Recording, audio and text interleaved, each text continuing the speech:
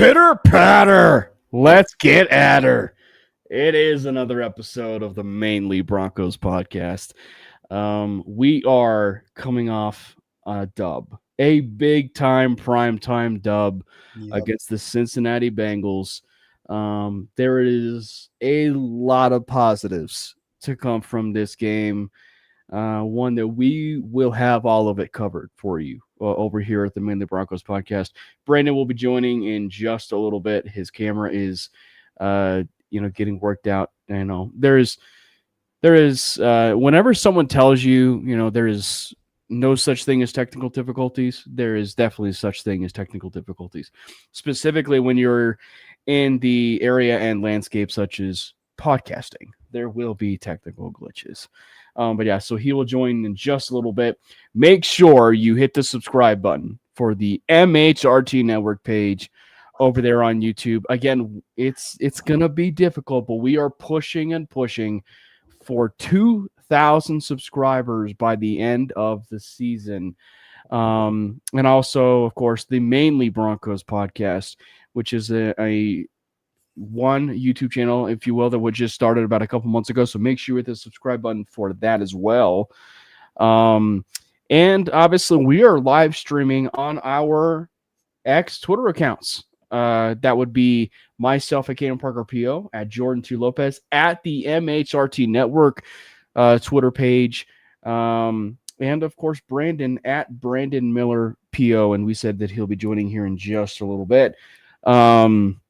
But not counting the game, Jordan, how was the vibes? How was the Lopez's vibes over there on the East Coast? Lopez vibes are good. UM football had a bye week, so just kind of sat back and relaxed for college football Saturday.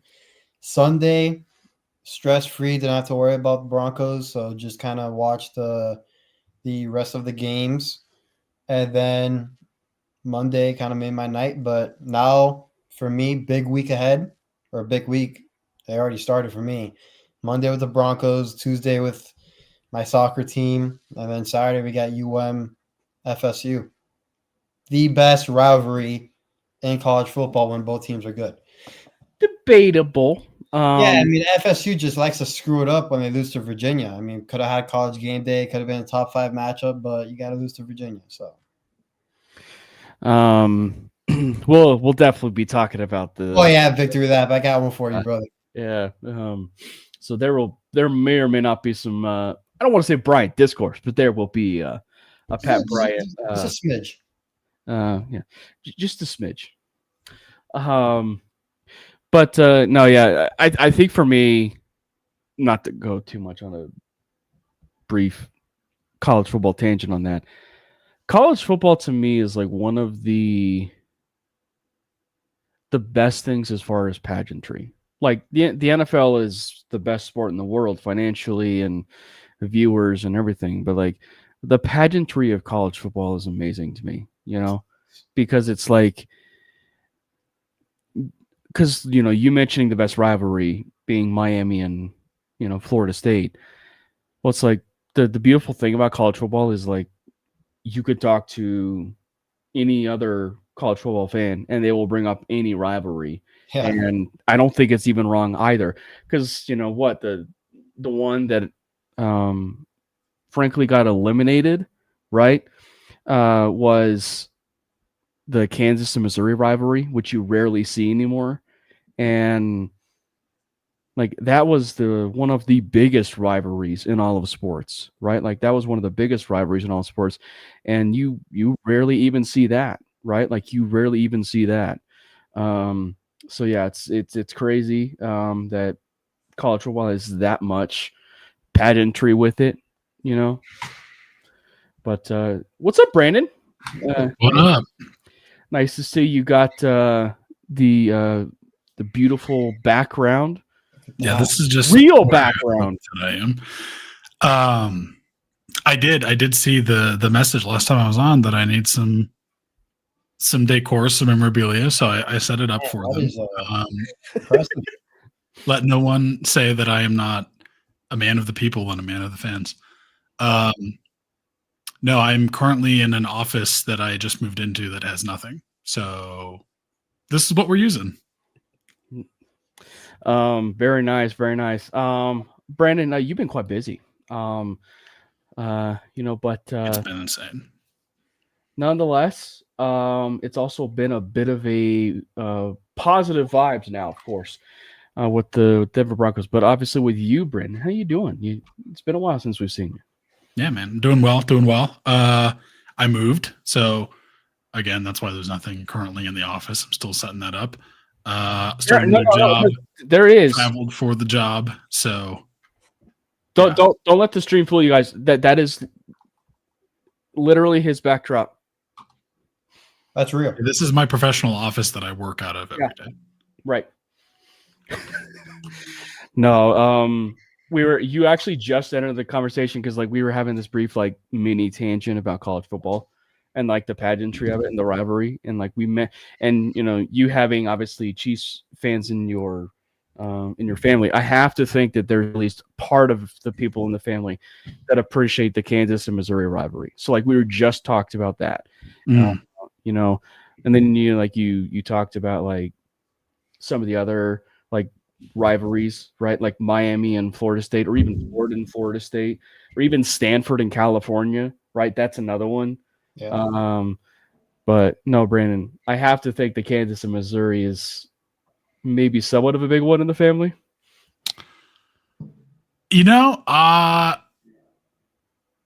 It's not really been mentioned, to be honest, just because there are 3 immediate members, not even in the family, but that are in my life that are Chiefs fans. And then, but 2 of them, the 2 that would be in that rivalry conversation, have not met each other yet. So it's possible that could be a thing, but not yet. Also, I don't really think the only person that cares about college football in my family is my dad. So he could, I don't know. He's Kansas State. He actually hates Kansas. So I don't know how that would play into it, but maybe in a big Nebraska Cornhusker person, obviously I've got a huge soft spot for the Big 12. So all the rivalries, I feel it all kind of comes from the Big 6, Big 8, and everything. So there's a lot of rivalries in there. By the way, Josh mentions, if the Broncos beat the Eagles, that I have to tweet that I love candy corn. This is in reference to, for anybody that does not know, on the Mainly Broncos Twitter account we tweeted. We also have it on our short form over there on TikTok and Instagram. But we tweeted a poll, which is, for anybody that does not know, there's a fall tradition here at the Mainly Broncos podcast, which is, do you like candy corn? Yes or no? And I think it's very evident, that at least part of us, maybe not all of us, do not like candy corn. Bruh, if the Broncos beat the Eagles, I will eat candy corn on stream the next episode. And I hate candy corn, but I'll do it if that's what it takes, man. If we beat the Eagles, screw it. Yeah, I'm not a big fan of candy corn either. I was gonna say that probably should have been the vetting process, Jordan.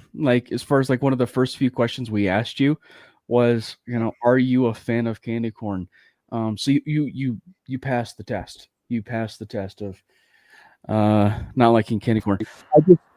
Brandon knows, we've had this conversation every fall. It's I just can't eat chalk. I can't eat chalk.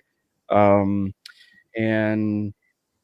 not to put a certain someone on blast, but my dad, I want to say it was last year or 2 years ago. I don't know if his taste buds were off or whatever it was that he needed a certain day. He put candy corn in his yogurt. So it was quite eventful. So much so that I put up over there on Facebook that I'm looking for a new dad. Yeah, it was definitely a very eye-popping experience seeing candy corn and yogurt. Well, what kind of like plain yogurt? What yogurt? Plain yogurt. That's not as bad. I mean, if we're talking like flavored yogurt, you're putting candy corn in that. That's concerning. I mean, it's still not good. Like you might want to stage an intervention, but it's not that bad. But see, that's what makes candy corn so baseless of a flavor is you need to add some certain things in order for it to make it taste good. So, I don't think anything makes it taste good, except for throwing it in the trash. Then it tastes good because it's not in your mouth. You're not having to taste it. You can taste something that actually is enjoyable. I cannot confirm nor deny that we might be slandering and dad shaming as of right now. But no, it was a great Monday night. It was a great primetime win. And, one more time again, the Broncos, specifically under their new quarterback and led by Sean Payton, they dominate primetime. Like, they dominate primetime. Whether it's been, factors that are, they don't phase them, if you will, or they change sometimes even in the offseason or maybe even during the regular season. It doesn't phase them. They do win games in primetime. And they took care of business. They took care of business against the Cincinnati Bengals, beating them like a drum. I mean, let's just talk a little bit about. We don't need to maybe talk, maybe so much as far as maybe some of the negatives in the sense because there were just so many positives that outweighed the negatives. That was such a great game, right? Like that was such a great game. So let's just jump first into this offense because that was the biggest conversation about this team going into Cincinnati is like, can this be their identity game, right? Jordan and I talked about that last week. Can this be their identity game? And, Brandon, I think it's safe to say they tapped into something. Bo Nix had more yards than the Cincinnati Bengals himself, and the entire team, like, tripled it, quadrupled it in having about over 500 yards in total offense. Brandon. Yeah, that's concerning. I mean, like that's not exactly surprising based on what we know about the Bengals defense. It was kind of a nice gimme game for the offense and a test in the sense that, like, if you have in any way a somewhat competent offense and you're going against another team that lost their top 4 starting quarterback and has an absolutely atrocious defense, if you don't do what we did to them, I would be concerned. Like that's kind of the test, the litmus test of like, are you like actually decent? And you do what we did to the Bengals. But it was definitely a nice reprieve and a nice like kind of get right game, I think, for the offense and gives them a little bit of momentum going into what is now an incredibly tough matchup against the Eagles, although we'll get into it. And it's kind of weird because like the Eagles are undefeated and look incredibly good, but at the same time, like their offense is weird. They don't really pass the ball. They have the most third and outs in the league. It's a weird dichotomy, but no, it was a great win. The biggest thing to me is like that I took away from it is J.K. Dobbins is the real deal, man. I love J.K. Dobbins. Like I was a little skeptical of him when we signed him in the offseason, and he looks like the better running back. And like RJ Harvey doesn't even look bad, but I think J.K. Dobbins is clearly the RB1 right now.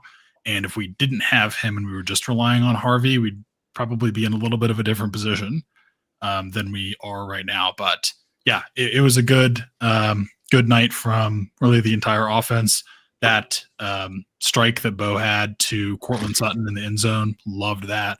I was actually sitting. I was at my the timing worked out where I was at a buddy's birthday dinner, and I'm sitting in my chair at the table, and I can see like we're sitting outside, and I can see like just inside the restaurant, on the wall that I could view like from my table is the game. So I was able to watch most of it on and off. But yeah, that was a trouncing. That's what a trouncing is. You look up trouncing in the dictionary, that you get a clip from the game, or a screenshot from the game, or the stats from the game, something about that game.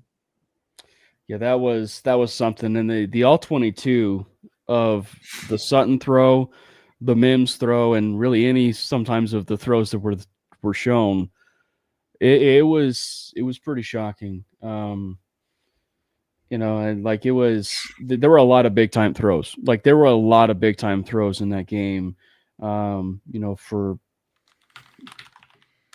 Bo and just particularly the offense. And I want to touch on something that you mentioned there, Brandon, because we said so much about their identity, and like they really they were sticking to the run, but it was in such a different flavor, right? Because like one of the things that we had been seeing in training camp was the Dobbins and Harvey package. We saw that in the Cincinnati Bengals game. You know, and then we even saw, because of that, they fed off of that and the confidence off of that to use Dobbins in the running game, to use Harvey in the running game, or maybe not even in the running game, but in the passing game. You know, Jordan. So, and Brandon, like we finally might actually get a glimpse of what this identity of the team is, and it's going to center on those two running backs. Yeah, I just felt like both running backs were more into a rhythm than we saw in previous games. I know Sean Payne mentioned it in the post-game presser after the game, but he kind of got like a groove within the game with how to split their reps or give each running back their reps. It's not like each single drive, you know, they're alternating in and out, which kind of messes up the flow. It seemed like J.K. Dobbins got his drives, RJ Harvey got his drives, and then you'll have the occasional Tyler Bidet sighting, especially on that little halfback pitch and catch he had in the 2-minute drill. That was actually pretty nice. But yeah, it was just much more of a flow between the running backs, and I think that actually makes a big difference just for how the game goes and how the offense you know, goes and performs. It just seems like everybody was on the same page, and it looked like things were clicking. And again, this was a perfect game to do it. We just needed to see it, and again, no better time to show it than on prime time and against a defense like that. And again, I understand it's the Bengals defense and stuff like that, and you're supposed to be. At the same time, we just saw the Buffalo Bills at home against the New Orleans Saints struggle a bit. So there's always two sides of the spectrum here when you come to, hey, you should do this against this team. But at the end of the day, Broncos looked really good, and it looked like their offense is finally getting to a flow and a rhythm. And true to form, you know, it seems like the Broncos has started to kind of, you know, move the chains of being a really competent football team, which if you look at Sean Payton's history, September's, you know, he's 500 in September. But then you go from like all the rest of the months, and he's like now he's like a 75% winning percentage of a head coach. It's actually something absurd. So the part of it with JK, Brandon, you know, and Jordan is like that I think is where you really see it in terms of how much it's made a difference. And, you know, again, Harvey's not really been much of a disappointment. It's just because JK's been so much better, right? Like JK's been so much better, but the vision of both of them, right? Like the vision of both of them, specifically Dobbins, because there was that 2nd and 10 run. There was that 2nd and 10 run, which I think ended up being, you know, 3rd and 1, but like it's where he cuts it right and he stops. It was like a true Le'Veon Bell type run where he stops, and then he immediately sees the opening there on the left and then cuts it inside to take that. Like it was that was a breathtaking run from JK, and obviously he had a he followed it up, I should say, with another really good run after that. But that play was so indicative of what has been these running backs in the last handful of years. Brandon, like, I can't even tell you the amount of times you and I talked about how, bad Javonte Williams was playing at times, right? And like that was a game where it was evident, just I guess how bad Javonte Williams had been with the Broncos, because he turns that run into a 1 or 2 yard gain.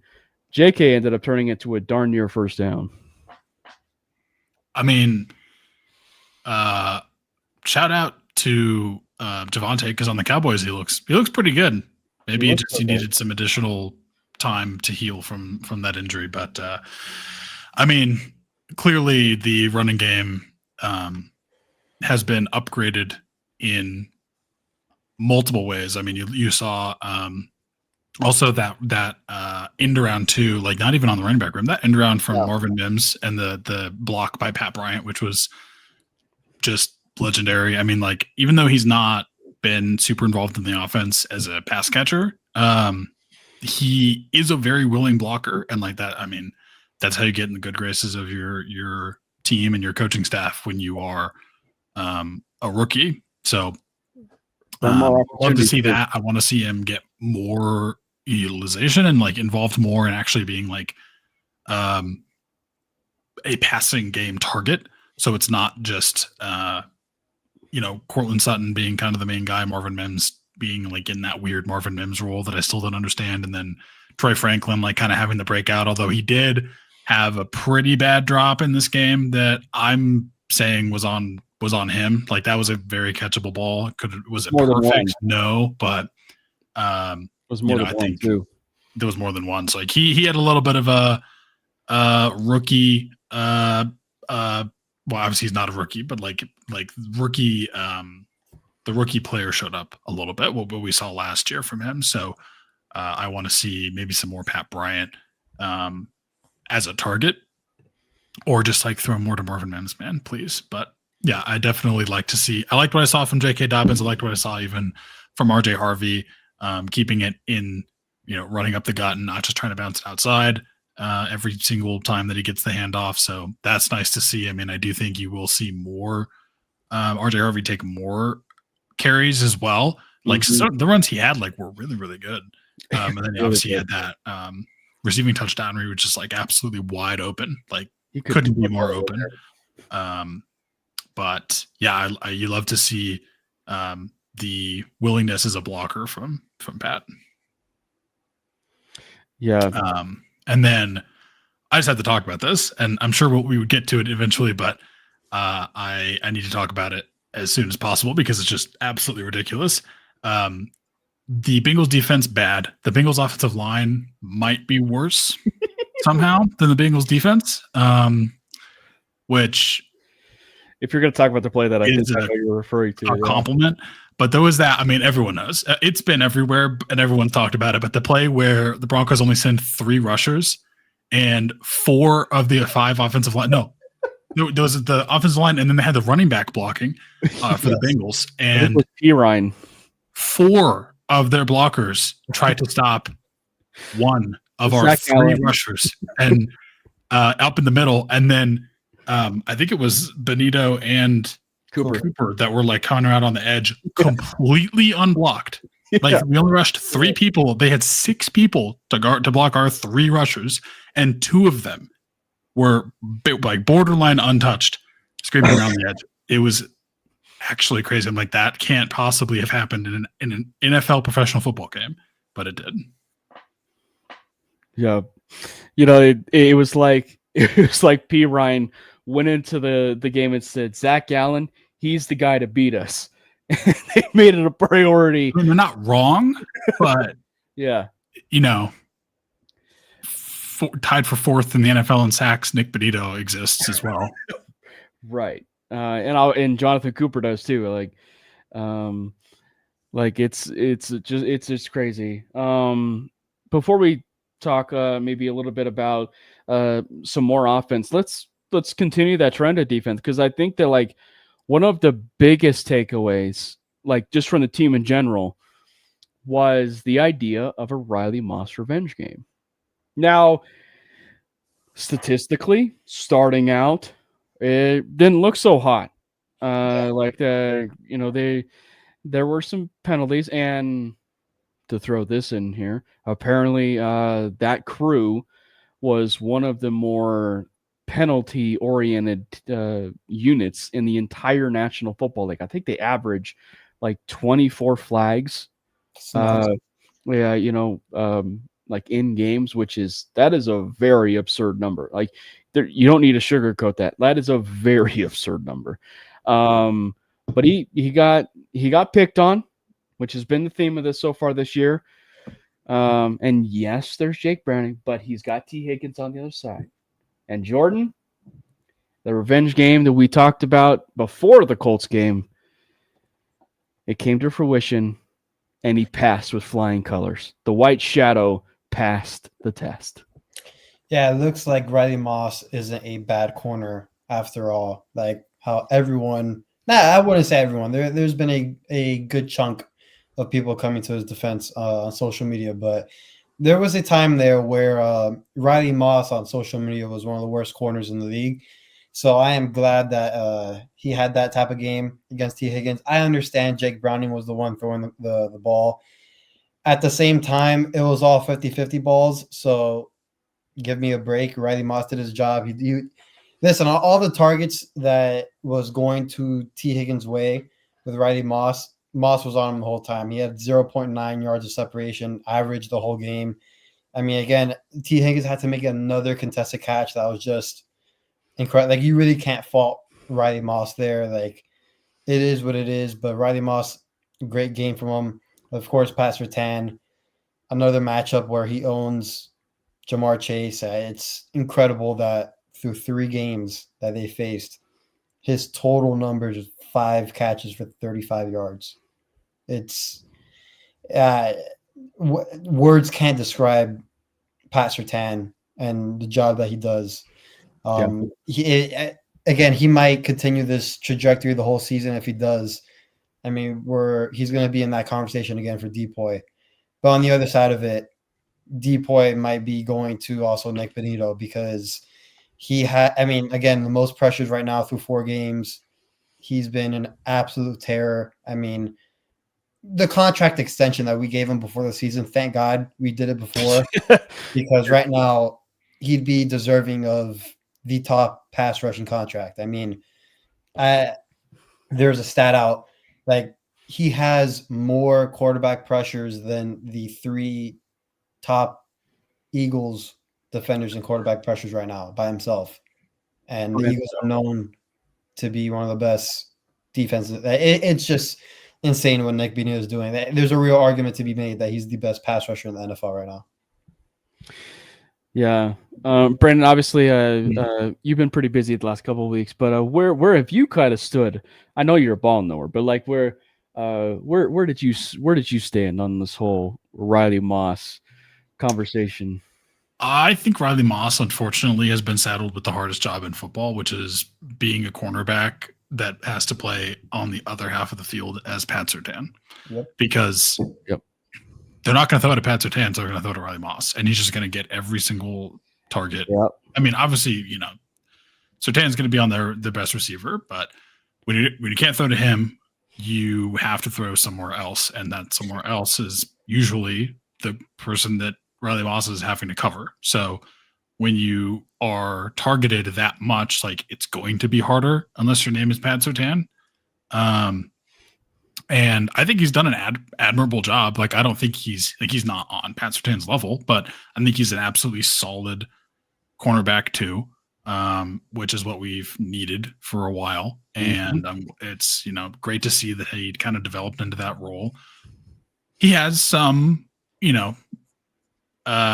not perfect. Like, he gives up some plays, but he's been pretty freaking good for, again, how much like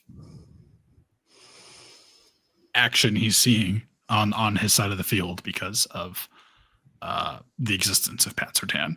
So I think he's been doing great. I don't really understand like the hate that he's gotten.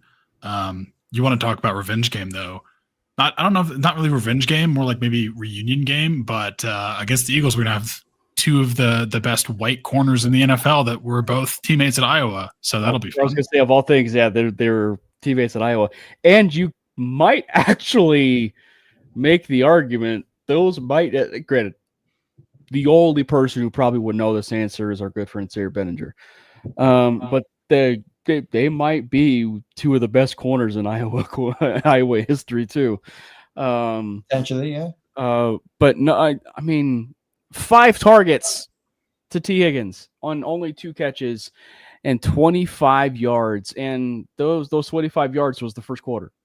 12.5 yards per reception. And yards after catch, which is a big thing for the community, -1.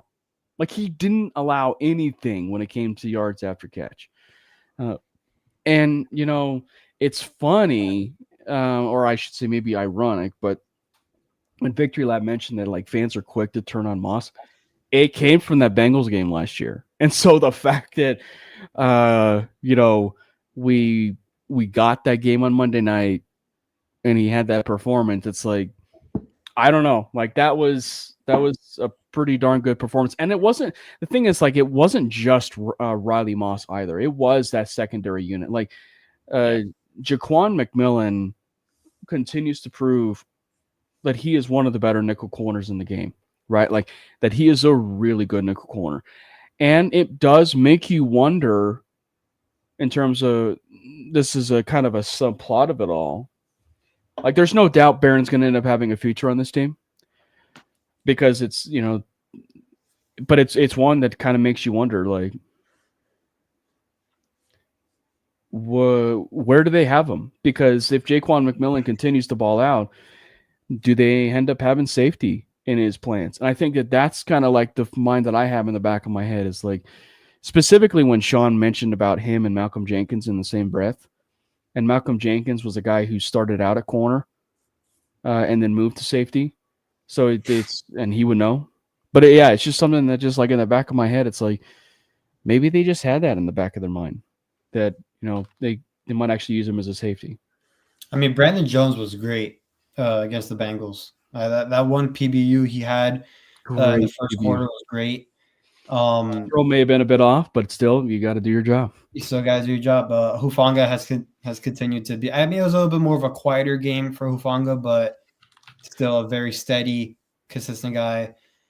Again, Jaquan McMillan has proven himself as one of the best nickels in the NFL, and then Jahad Barron. I mean, we see him entering the game in the dime sets. I don't know how much he's going to play in this Eagles game just because Philly's more of a running team. There hasn't been much success in the passing game, so we'll see how that goes. But there has been the discussion of, you know, since Barron isn't playing that much for a first rounder, what would have been if we would have drafted someone like a Jahad Campbell and stuff like that. So again, Alex Singleton, I know he led the team in tackles. Wasn't that good, I would say. I mean, he had still a lot of missed tackles he left out there on the field, but coming up in this game, you can't miss tackles against the Eagles, or not, they will make you pay. I was actually going to say, from an Alex Singleton perspective, he was the surprise for me in the sense, like, he actually had a good game. But it's one where I think this is going to be another test. But to be fair, like, even though, you know, Joe Burrow's not there, Chase Brown, for all intents and purposes, for what he's given the Bengals, really has not been a slouch, you know, for them. So Singleton kind of did his job. I mean, now granted, every single pass that was thrown to Singleton in terms of targets was 100% completion percentage if the Bengals game. So, like, every single pass that was thrown to Singleton, the player caught. I mean, Troy Aikman blatantly called out Singleton and Stranad like as soon as the game started. Yeah. Like Broncos defense great, defensive line is unbelievable, the secondary is great, but guess what? A Hall of Famer in the commentary booth immediately points out that the weakness in this defense is the middle, and he kind of said it pretty nicely, but clearly called out Alex Singleton and Justin Stranad, and going into this Eagles game, man, oh man, they can get exposed, but I'm hoping for a much better game for both of those two. Yeah. But you go back toward the offensive side of the ball. Let's touch on this from what we saw from Bo. Let's get into that. Obviously, we talked about the running game. We talked about the offense. I think, granted, I think Tim Jenkins and everybody's kind of made it evident, that when you're a former player, you play the team that's in front of you. But like that, if that is any indication of the ceiling of not just Bo Nix, but this team, they are going to be going places, a long way in terms of places. Because when Bo truly sets his feet, and then you add the athleticism and the dynamic feature of his legs, this offense is going to hit another gear. They're going to hit another gear, and they're going to be darn near unstoppable. Like Brendan, we touched on it at times, even in the green room, but that throw that he made to Marvin Mims on 3rd and 10 was probably my favorite throw of the entire night. From where I was sitting, it was a bit comparable to at least a throw funny enough, on Monday Night Football last year to the Browns, but and to Marvin Mims, but it was just a picture perfect throw. And then you add in the Sutton part of that touchdown and even that drive. Bo was surgical in a 2-minute offense when they needed the points they needed, coming away from that turnover that they got, and the drive before where they were in the red zone. It was about as picture perfect of a game you could ask for from that quarterback. I mean, that was easily Bo's best game of the season so far. There was another play. Well, actually, even the rushing touchdown, I loved seeing him step up in the pocket and he then decided to go for it and run it in. But not. I mean, he did have the plays where ran around, threw on the move, which he is very good at doing. But you did see a bit more of him setting his feet and going through actual not that he wasn't going through progressions before, but not just I'm going to throw in the run, having actual footwork, maneuvering in the pocket better. There was another 2nd and long where he just rips a pass up the middle of the field to I think it was Franklin. It wasn't Cortland Sutton. It was a Franklin. It might have been Franklin. Yeah. And just fits it in between two defenders and hits the receiver, which was Franklin, in stride. And you love to see stuff like that. I mean, I think if he can continue to build on that and not lean on the, running around, throwing on the move. And the defense is bad. And that's a valid thing to look at as well, but I'm not even looking at it's about the play. A situation where the wide receiver is wide open because the defense is so bad and they've busted coverage, or on that pass to RJ Harvey that became a touchdown. He's just absolutely wide open. No one covers the wheel route, but I just want to see more of I don't even care if he throws any touchdowns. I want to see him do what he did more of in the Bengals game, which is stay more in the pocket, set your feet, step up if you need to, and actually deliver accurate footballs, because you're not having to feel like you got to do the thing where you run around and then throw across your body. And I don't care if he throws, doesn't throw longer than 10 yards, and we're seeing that. That's what I want to see. We saw more of that, so I'm definitely liking more of what I saw with Bo. I want to see him build on it more and take that into the next game and the next game and the next game. And I think if he does that, like, you're going to see some, like, the actual true development of Bo and where he's at so far as a sophomore, beyond just like, yeah, now he can throw running to the left, which he couldn't do before. But yeah, I mean, I was more encouraged for sure.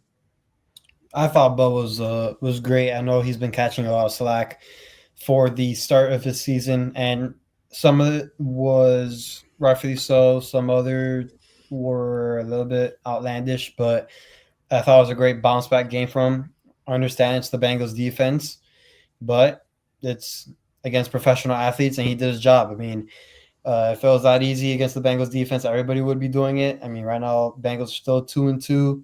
I know everybody's still teeing off on the Bengals defense, but it was nice to see Bo Nix have that game, have the throws he had. I mean, again, the one to Mims was great, the one to Franklin was great, and then the laser that he had to Sutton was tremendous. I don't know why the narrative. Again, I don't pay attention to everything on the social media, but like that he doesn't have a strong arm. That's kind of BS. I think that was disproven last year when he had like the most 20+ yard throws in the league as a rookie and all that. But he's in the longest completion of the year last year. Yeah, so people still try to say that it's pretty dumb. But yeah, I'm satisfied with how Nick's played. I think his confidence is growing. Again, now he has a tough defense against the Eagles and Vic Fangio, and I can already see it from a mile away. If he does not have a game to where he plays good, everybody's going to be panicking. Well, guess what? Pat Mahomes has historically struggled against Vic Fangio and other great quarterbacks as well. So I would pump the brakes just ahead of schedule for that game on Sunday. But, hey, it's a good test for Bo. I mean, Vic Fangio just gave him tons of praise before the game, where Fangio has been known to not sugarcoat things when it comes to quarterbacks. He kind of just he says it how it is, and then he really had some great things to say about Bo. So that was nice to see. So, but yeah, his game against the Bengals was very, very reassuring of the quarterback that he can be. And yeah, he's on an upward trajectory now for the season. The biggest takeaway for me, was how accurate he can be when he sets his feet. And I'm just going to be a broken record about this, but that's the number one thing. And when people say oh, he played bad, it's because he wasn't ever going through the actual mechanics of a quarterback where you are having a good base and able to throw the football where you're trying to throw it to, instead of just doing the on the run thing. And again, I love that he can do that, but I really want to see him get more into the groove of being that's a tool in his tool belt he can pull out and utilize when he needs to, and that's fantastic and that's great.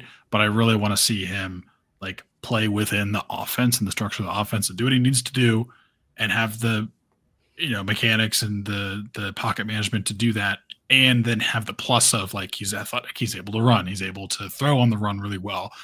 You get those things if you get him to the point where 80% of the time he's playing within the structure of the offense, and 20% of the time he's able to kind of maneuver around when the play breaks down and make something happen, that's when the sky's the limit. I mean, this is a very, very, very good pass blocking offensive line. We're going to be able to put him in a position where he can do that, but it's on him to get to that point. And I am excited to see if he does, or if that's going to happen this year. And I think that's why this was such a great game for at least the possibility of who the ceiling can be for Bo, because you saw the blend of everything, the true blend of everything.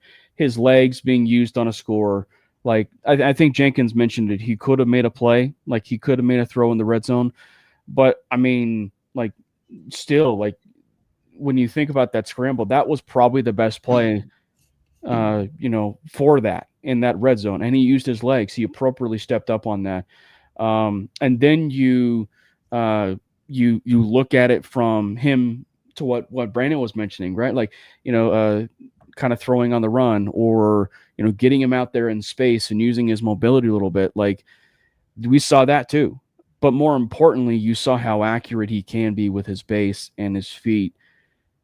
Like, it was surgical. Like, it is truly surgical when it ends up getting to be that way. And like, it's been a long time for the Broncos and their fan base to see a quarterback like that play within structure and outside of structure in a blend of everything. And so the fact that we are getting a chance to see that, even dating back to last year, and statistically, he has having a really good year.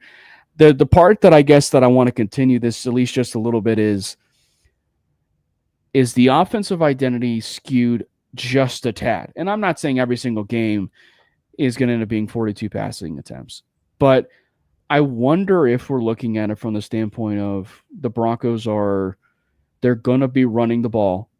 It seems true to the Harvey and Dobbins dynamic. But I think Sean is proving that he is pretty comfortable giving Bo the reins of passing the ball when it probably should be a run, right? And I think that is far more of a positive for this team than a negative. Yeah, I believe so too. We saw the flashes once again in the run game, especially with Dobbins in there. I do see us pounding the rock a little bit more in this Eagles game because, first of all, it's not going to be a blowout like how we had in the Bengals game, and I don't think he's going to allow Bo to throw 40 times in this game. I think he will kind of. I don't want to say Payton's going to manage Bo, but he will try to not put him in harm's way. You know, he's going to try to get the offense within a rhythm and a structure.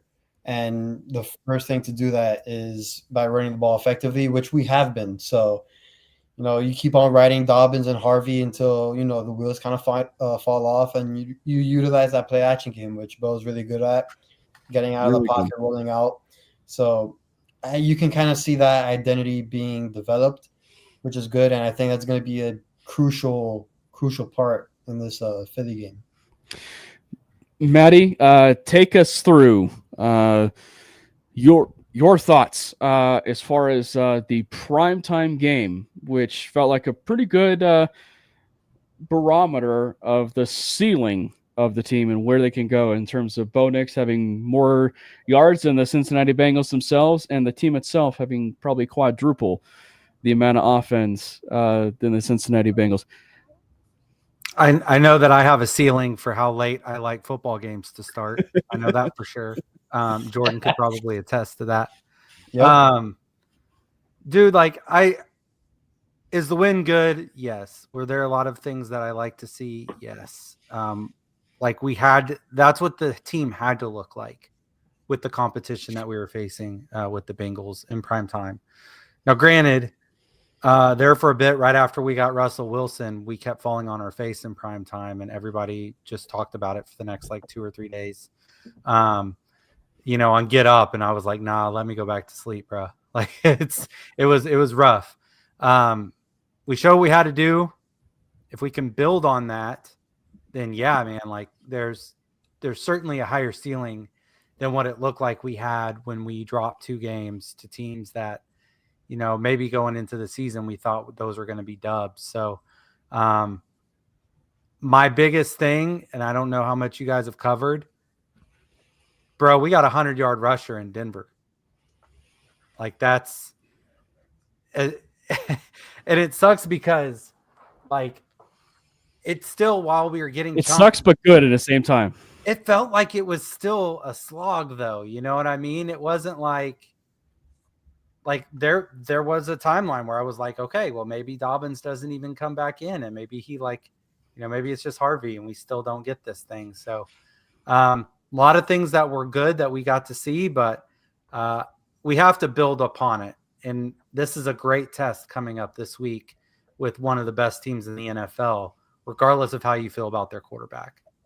Yeah, it's going to be a very interesting test. And yeah, first 100-yard rusher in 38 games. And boy, does he look the part. He's top 4 in rushing right now in the NFL. He's no Latavius Murray, but but you know, it's one where, it's evident that they've got a running, and I think that's probably like maybe the part of the change with the running game. Maybe we didn't get a chance to talk about is Sean has made it pretty evident in his career that he likes to ride a running back by committee. And when we say running back by committee, we mean more than just 2 running backs, right? Like it's 3 running backs, right? Like at times. Maybe this is a bit of a changing of the guard for Sean, because I think then and a lot of that might be seeing what his protege or his I should say his Padawan, if you will, Dan Campbell is doing in Detroit, and seeing with what they've done with Jahmyr Gibbs and David Montgomery, and seeing what you could be able to work with both of those backs. And I know we say the David Montgomery and Jahmyr Gibbs thing, but that's at least a baseline of what you can possibly use with this running back in Dobbins and Harvey duo. I think they have the potential to be one of the best duos in the league. I mean, Harvey looks pretty special. Again, his snaps are a little bit limited due to the success of Dobbins, which is fine. But the times that Harvey did get the ball, you can clearly see the flashes within the rookie, which is, again, a good thing to see. It adds another weapon to the offense, another element within the offense. And the more weapons, the better, especially with, at least in my opinion, the lack of consistency within the weapons in the Broncos offense. But I'm glad we not only have a 100-yard rusher in Denver, but we have a duo in RJ Harvey and J.K. Dobbins. I want to touch on something. Obviously, Tony mentioned it with the play calling. And it's one where you briefly were starting to kind of head that way, Jordan, as it was kind of like talking about the play calling, and Brandon and Maddie too. It's like that. This has been a huge talking early on in the season, right? And maybe at times even this last year. But like, I feel like Sean is gearing them up for situational football against tougher competition. And what do I mean by that? I'm saying that, and this was a great example against the Cincinnati Bengals. Were there times where did they really need to do a wildcat? Even though I really liked the design and the actual play call, I did. But were there really times where they could have rolled out and throw on the run and, Bo throws the interception on a 4th down, which to me was meaningless. That's a sub point. But, with the RJ Harvey, the wildcat, or even the 3rd and 1 that they converted, which was the throw to Marvin Mims, did they really need to do that? No, not really. They probably could have ran that ball on 3rd and 1.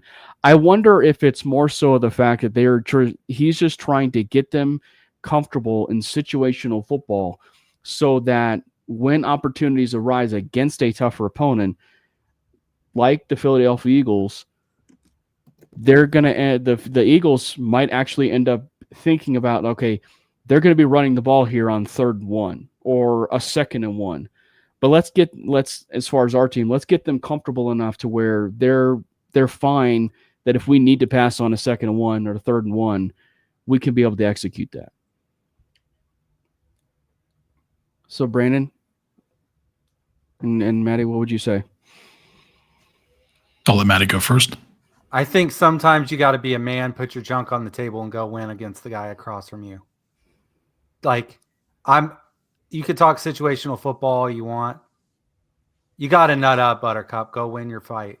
And we got to be able to win at the line of scrimmage. I'm so tired of the struggle with us. Like, this weekend, we're going to see. It's 3rd and 1, 3rd and 2. We might as well just, we'll give you this down. We'll move to 1st down. Like, here you go. Like, the Eagles are going to convert. If by some, stroke of divine power, Jalen Hurts gets stopped on a short yardage run, if they've got another down, they're coming right back to it again because they believe in their identity, and their identity is imposing their will against yours. The best teams in football are able to do that. We have to prove in the running game that we can line up and do that as well. And that, like, that's a struggle. I mean, used to be we would get inside the 5-yard line and be like, okay, within 2 carries, we're putting this thing in the end zone. And that's no longer the case. Brennan? I couldn't agree more. I mean, I think really it's going to come down to honestly, we got to be disciplined because this team has looked incredibly undisciplined for the first 4 games of the season, and we're not going to beat the Eagles if we continue to look that undisciplined. And I think that's really going to play into what we see from this defense. I mean, I think the defense has the ability, and the offense, I think the defense has the ability to not allow the Eagles to get into those like 3rd and short situations where they're just going to, or 4th and short situations where it's going to run the tush push because no one can stop it. But I mean, I think discipline is going to be, to me, one of the big names of the game, because we can't shoot ourselves in the foot 20 times and expect to beat one of the best teams in the NFL. I mean, even if you don't do that, you might not beat this team, but you absolutely can't beat them if we do what we've been doing. I mean, one of the things too, though, that I think, unfortunately, well, actually, let me double check on this, because I don't want to say the wrong thing. Is Malcolm Roach coming back? I know he can come back. He can. I don't know if they've activated him. They haven't said anything yet. Okay. Well, if Malcolm Roach comes back, that's huge. Malcolm Roach would be absolutely like key for this defensive line. He's so good against the run. And the Eagles just like refuse to pass for some reason. Like they're just it's just a weird offense. But like it's not that they refuse to pass. I don't know how to describe the Eagles offense right now, man. It's odd, but I think if Malcolm Roach comes back, that's going to be huge. But yeah, really, I mean, we got to be disciplined. We can't be getting holding penalties, getting delay of game penalties, getting, roughing the passer. Like there's just been so many, and like it feels like there's been a lot of flags this season in general for every team. But and it's not just the flags. I feel like you can see a lot of flags and like kind of sometimes dismiss it as like, they're just being really strict right now. But I just feel like from what we've seen from this team, like they just don't seem to play disciplined, and that's really not good. We have to figure that out. So you're saying that the stuff of like the 3rd and 1 and situational stuff still bothers you? I mean, yeah, I think if we get into that situation against the Eagles, we're screwed. Like this is the team that's going to absolutely punish you and kill you for that.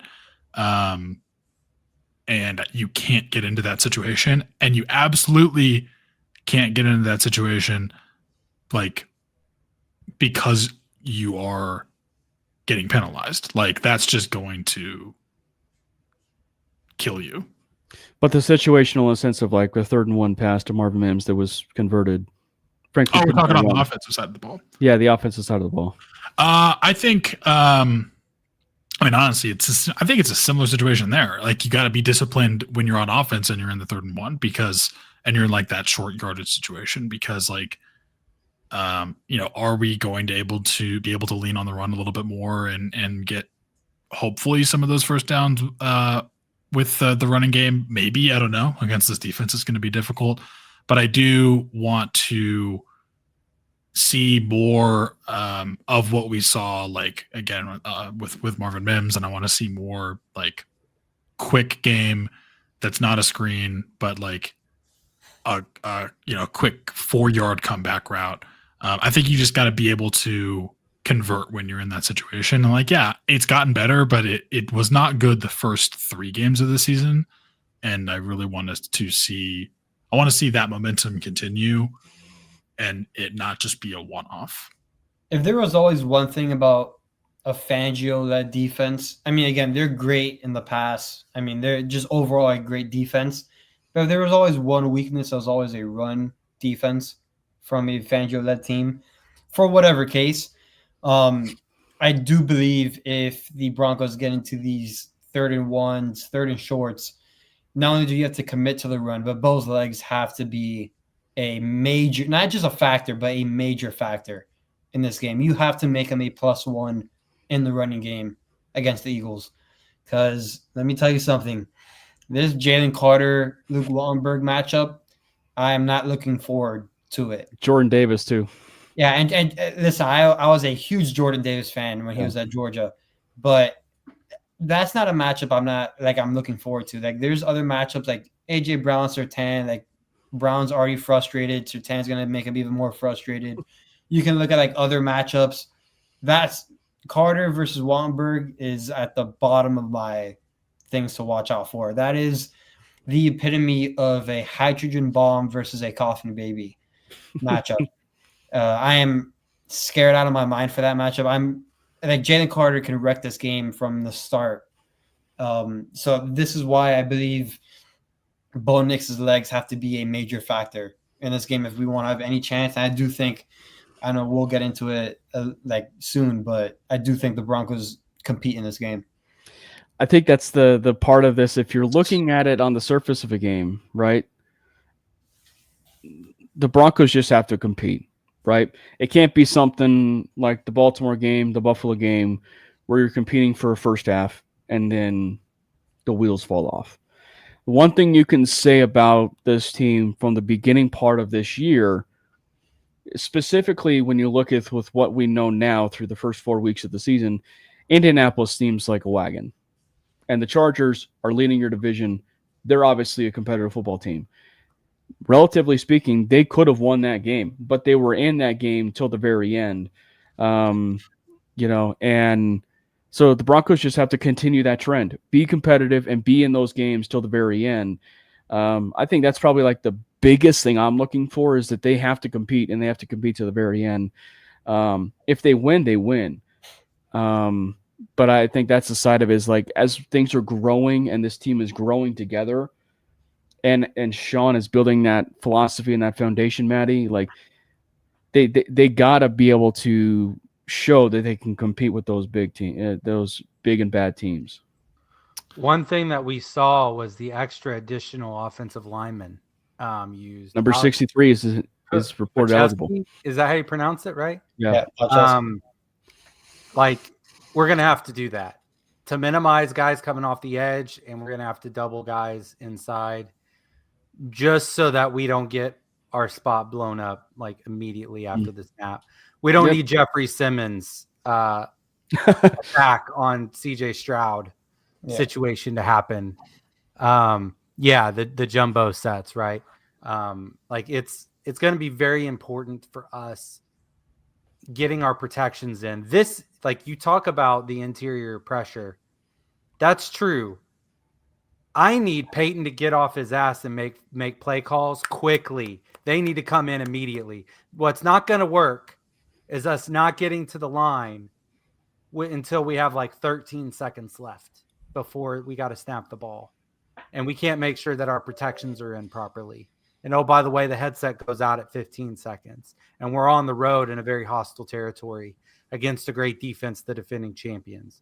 Like, these are things that we better be working on now because, like, we cannot have our operation be the way it has been the first month of the season, or Nix is going to get killed. And then we're going to have to see all these people on Twitter talking about, Nix can't compete with the best of them. I'm like, yeah, because the dude had 4 seconds to get to the line and process everything before getting destroyed. Like basically in that situation, it's like somebody knocks the ball out of his hand, pretend it's soap, pretend the pocket is a shower in prison. Like he's just waiting for what's coming. Like we got to help bro out a little bit.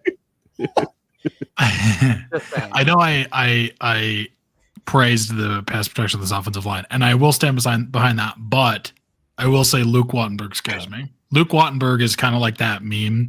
There's two memes that come to mind with Luke Wattenberg. The first is the photo of the army that's getting ready to breach a building, and there's a clown at the back. Yeah. That one. And then also the four-headed dragon that are all looking over at that one, the black sheep head, and they're like, what the hell is this guy doing here?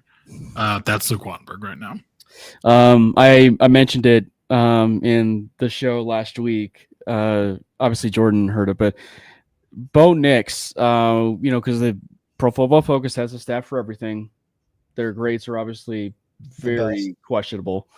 But the allowed pressure, and when I say the allowed pressure is they blend it between QB own pressures allowed, which by the way, Bo Nix is ranked in the 30th range. Just letting you guys know when it comes to own pressures allowed.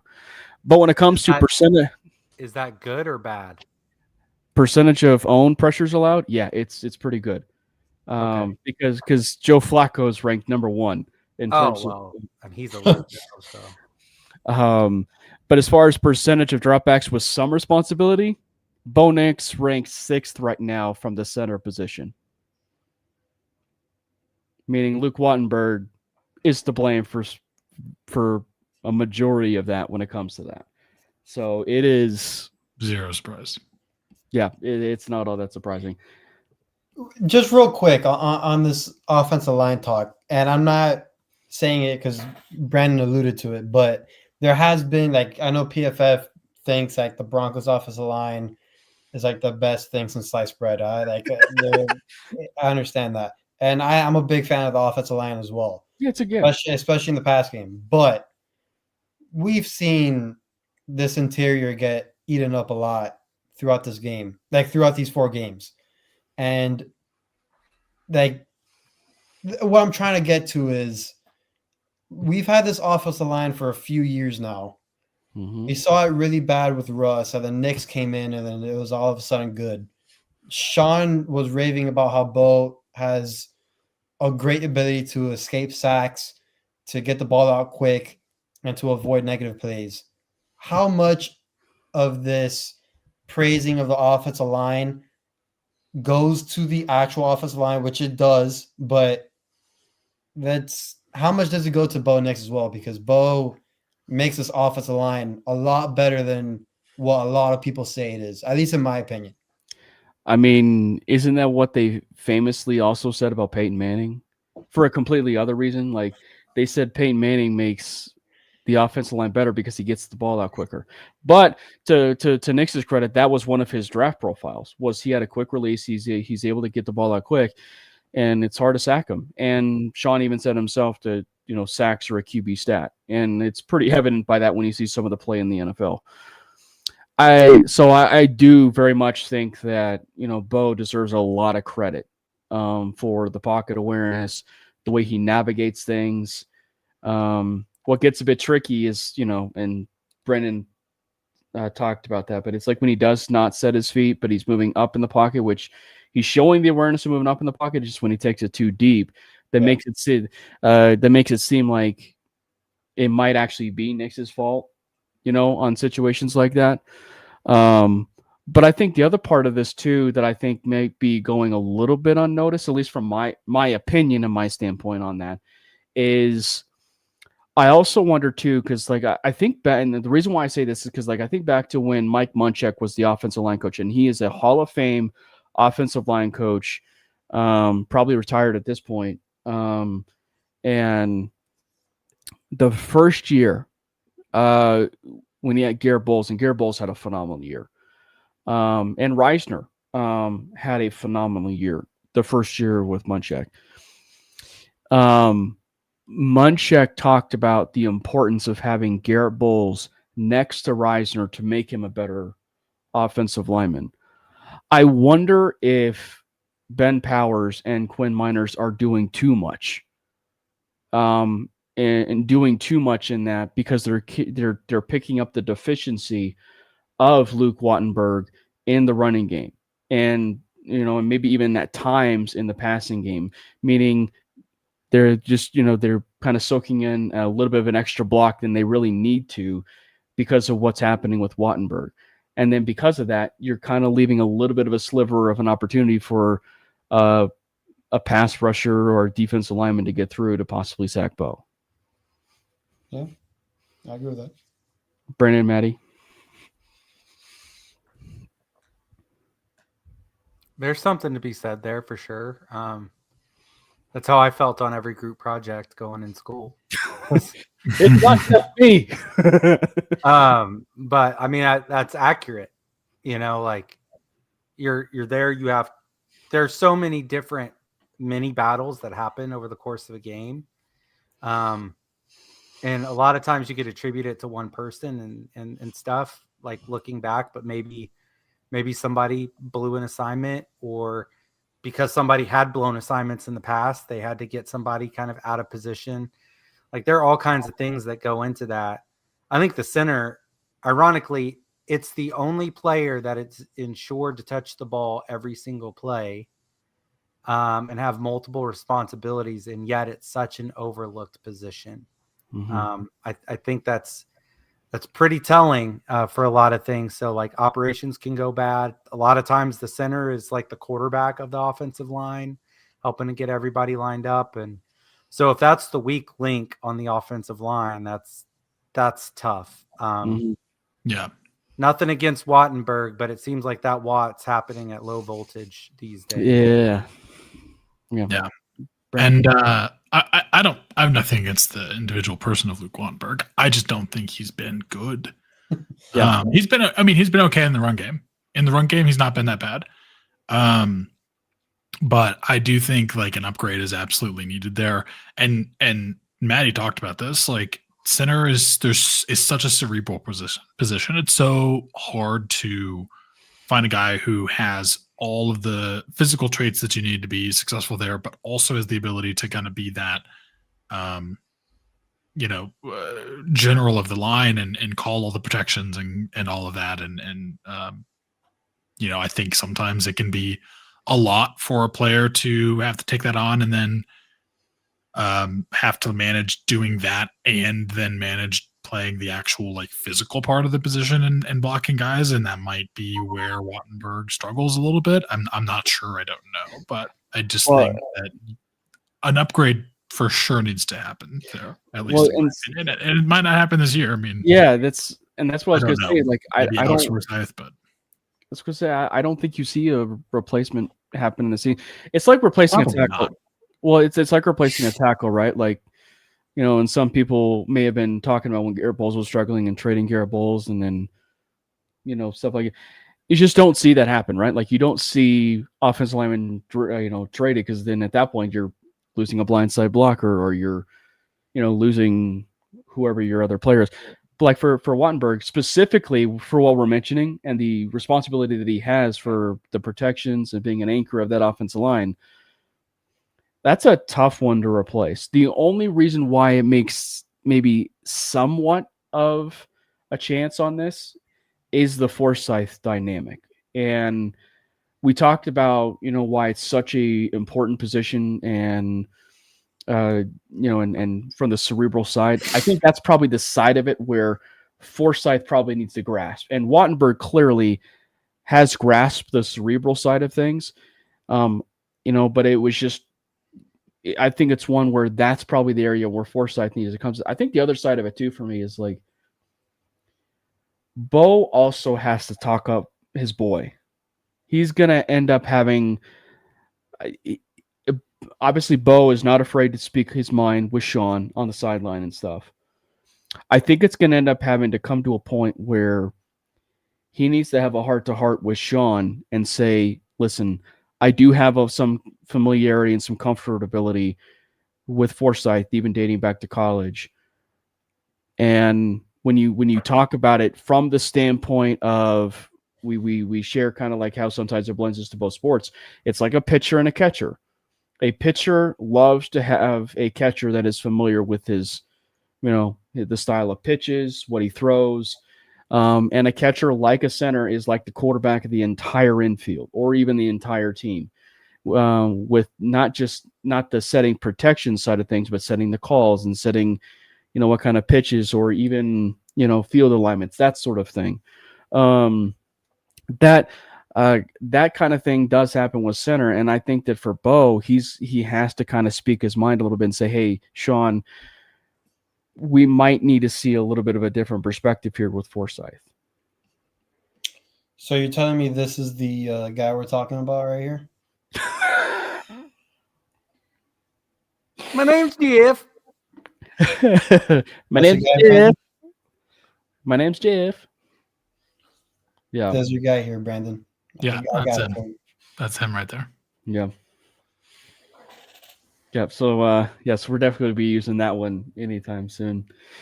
So let's talk about let's continue the conversation about Philly. I think a lot of us, it's a sweep, do feel like the Broncos are going to lose this game. But there might be some differing opinions of the game. Whether it's going to be maybe close, whether it's going to be a blowout. We'll start with you, Maddie. Where do you feel like this team is headed? Do you think it's headed to a 56-17 game, or do you think it's actually headed to a 24-21, 17-14 type game? I think we're going to lose on a last-second field goal and lose 23-20. Another game-winning field goal. Damn. I don't think my heart can take that. And I think that the play that sets it up is going to be Devonta Smith cooking Riley Moss. Cooking. Yeah. That'll go over well for the Riley Moss White Shadow community. Yeah. Riley Moss FC will be in shambles. I mean, I'm sorry. That's the way I see it. So. Hey, 23-20 though. Game-winning field goal. But a close game. I mean, I'm not a big moral victory guy, but yeah. As devastating as a game-winning field goal would be. Actually, I think that would throw a lot of people off the rails. I mean, another heartbreaker like that, especially if we don't trail in the fourth quarter again. Oh my God. Yeah. Brandon? I think it's going to be close, and I think we're going to lose. It's going to be like a 17-20 game, something like that. I don't think it's going to be a high scorer. Not 20-17? I mean, I'm putting the Broncos score first because this is a Broncos podcast. No, I see what you did there. Jordan, you think it's also close? So I believe that due to the Eagles' offense struggling so much, I think the defense can do their job for the most part. The Eagles' defense, rushing-wise, again, has been great, and that's probably the only weakness a Fangio-led defense has. There's a lot of distractions right now going on with the Eagles. This may be a little trap game for them heading into this game, especially at home, knowing that the Broncos are 2-2, maybe just overlooking just a smidge.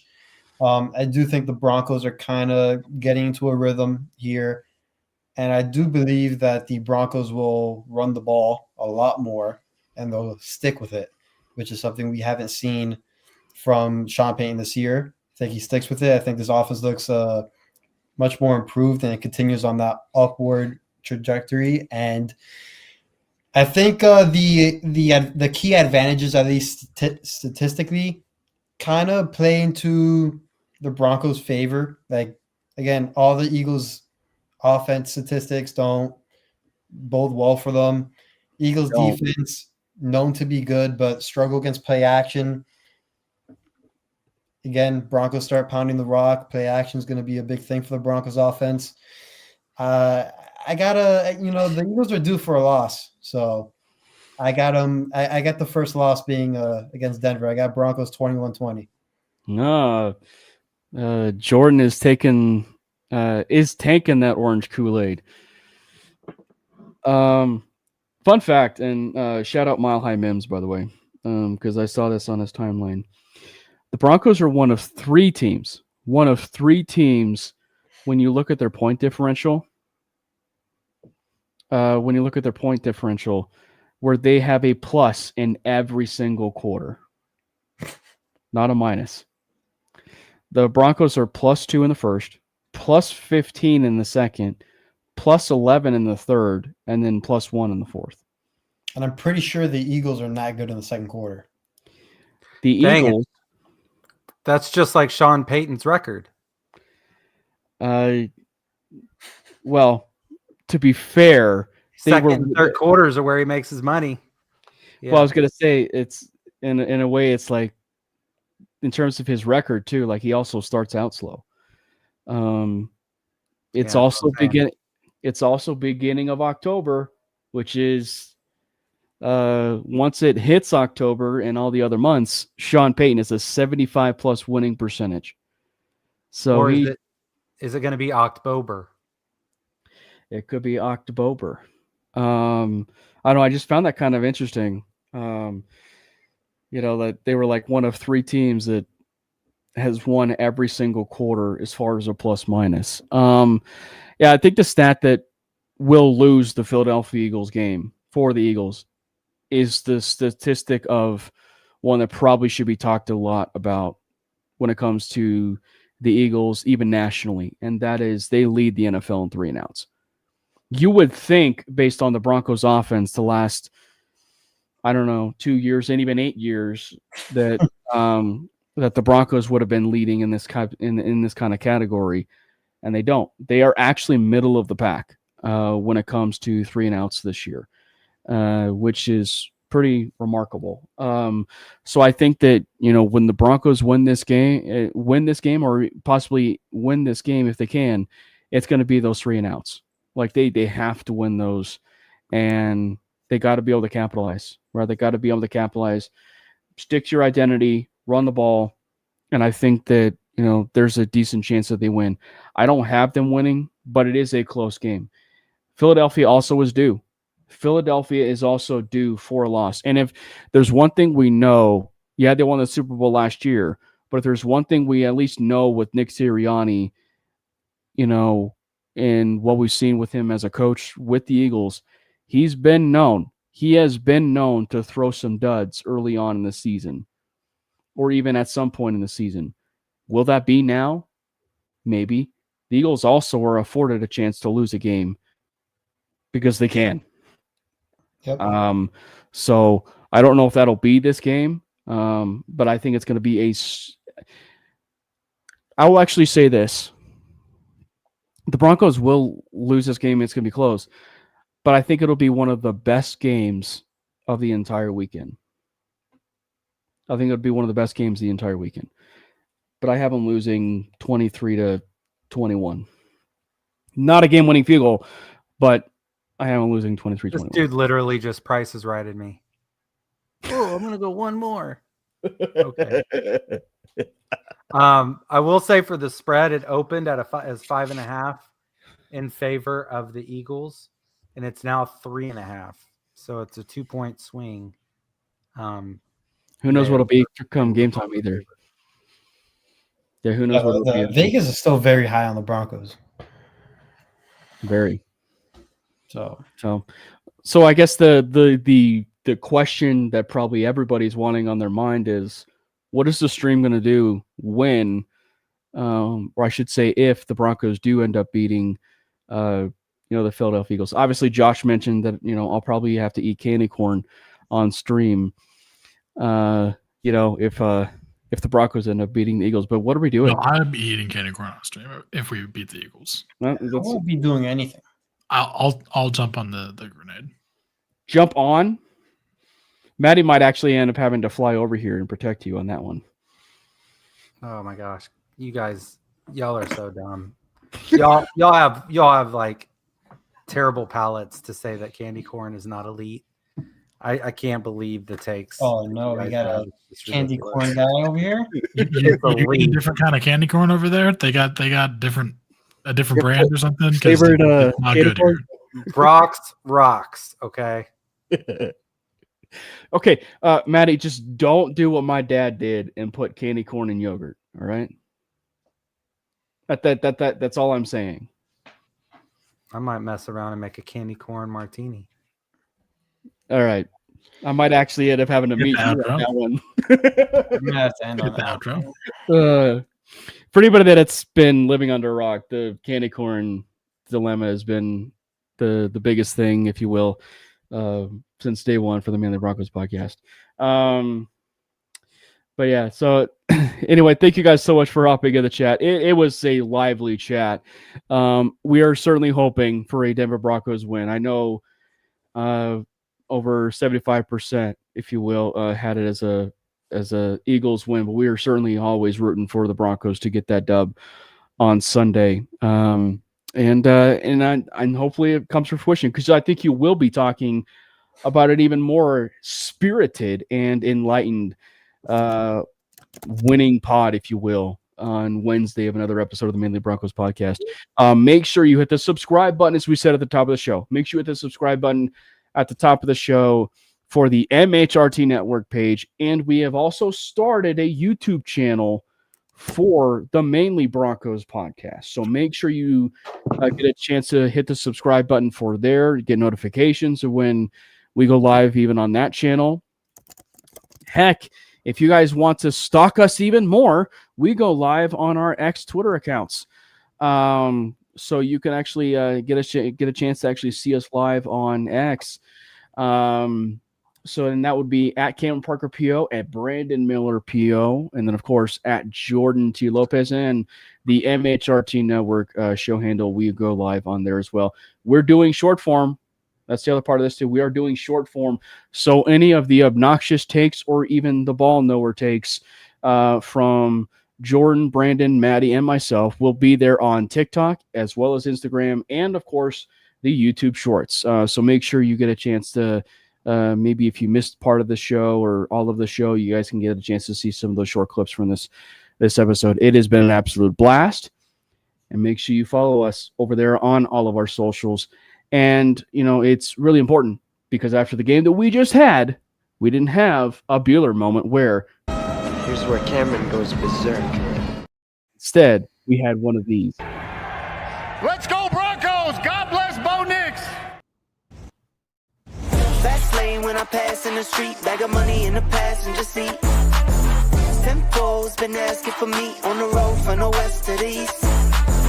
Way up, I might never come down, cause the coast's racking up the flame out.